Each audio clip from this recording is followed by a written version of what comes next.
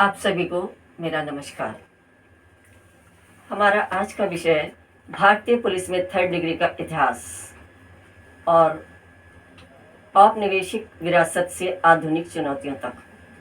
भारतीय आपराधिक न्याय प्रणाली के भीतर थर्ड डिग्री, जो न केवल शारीरिक पीड़ा और मानवाधिकारों के उल्लंघन का प्रतीक है, बल्कि यह उस गहरे रचनात्मक संकट को भी दर्शाता है जो भारतीय पुलिसिंग के मूल में विद्यमान है।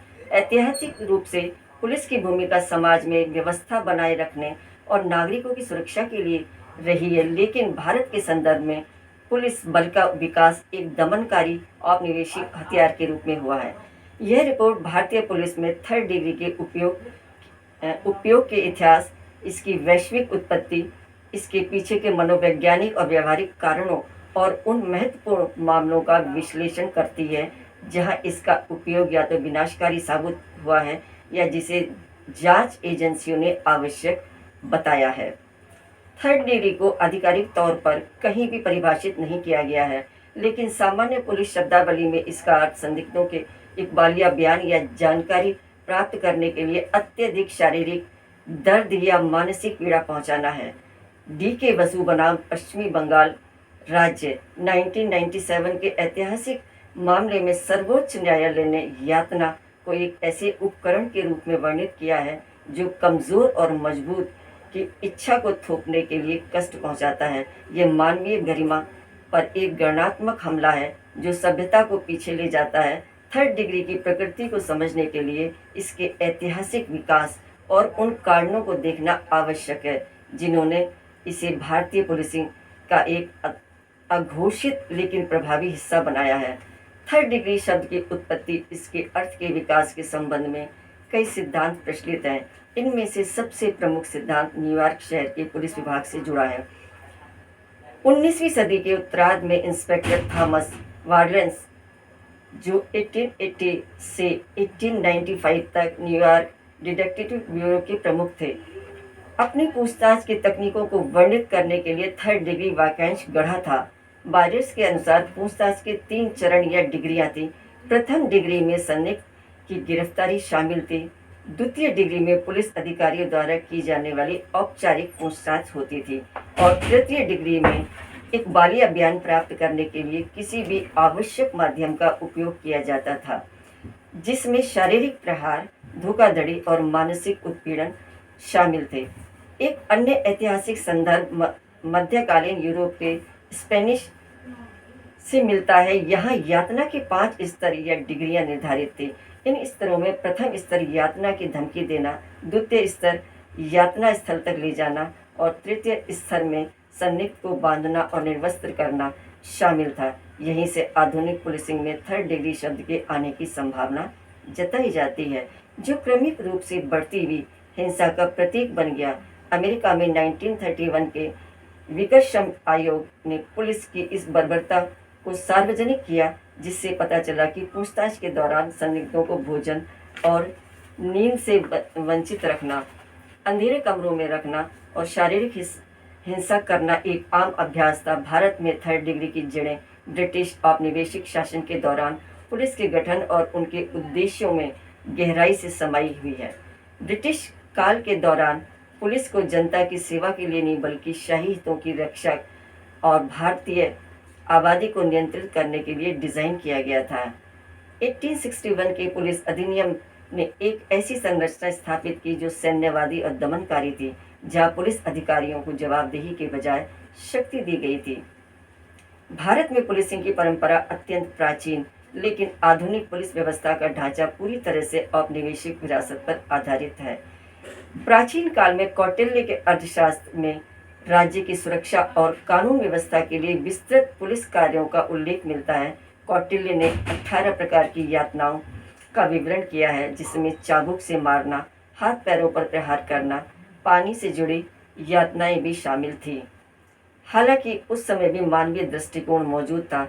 गर्भवती महिलाओं और प्रसव के दौरान 1 महीने के भीतर की महिलाओं को यातना से छूट दी गई थी। मध्यकालीन भारत में विशेष रूप से मुगल काल के दौरान शहरों में कोतवाल और गांव में जमींदारों के माध्यम से कानून व्यवस्था संचालित की जाती थी। 1792 में लॉर्ड कॉर्नवालिस ने पुलिस प्रशासन को जमींदारों के हाथों में लेकर कंपनी के एजेंटों को सौंप दिया था। दरोगा प्रणाली की शुरुआत की। जिलों को थानों में विभाजित किया गया था। प्रत्येक थाने के प्रभार एक दरोगा को दिया गया, जो सीधे जिला मजिस्ट्रेट के प्रति जवाबदेह था। 1857 के प्रथम स्वतंत्रता संग्राम के बाद ब्रिटिश क्राउन ने महसूस किया कि विद्रोह को कुचलने और भविष्य में ऐसी घटनाओं को रोकने के लिए एक सुव्यवस्थित और दमनकारी पुलिस बल की आवश्यकता है। इसके परिणामस्वरूप 1861 का भारतीय पुलिस अधिनियम पारित किया गया। इस अधिनियम ने आधुनिक पुलिस ब्यूरोक्रेसी की नींव रखी, लेकिन इसमें नागरिक सेवा की भावना का पूर्णतः अभाव था।